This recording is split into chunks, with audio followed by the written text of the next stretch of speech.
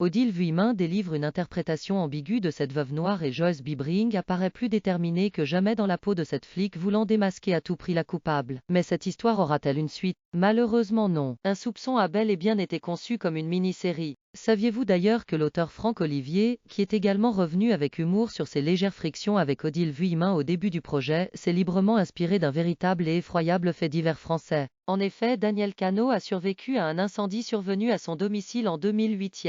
Sous somnifère, celui-ci a malgré tout réchappé de ce drame, avant de perdre la vie un mois après. Quelques semaines plus tard, donc, la victime a été retrouvée calcinée dans un véhicule qui avait été brûlé. Sa femme Manuela González est alors suspectée de l'avoir assassiné. La raison, toucher l'argent de l'assurance vie de son époux. Mais la principale intéressée n'en serait pas à son premier coup d'essai. Celle-ci a en effet perdu étrangement ses deux maris précédents. Après des années de procès, Manuela González est condamnée à 30e an de prison pour le meurtre de son dernier compagnon. En ce qui concerne ses deux premiers maris, pas de preuves suffisantes ont été trouvées pour affirmer son lien direct avec ses décès. Mais le doute plane encore et elle a ainsi hérité du surnom de « veuve noire de l'Isère ».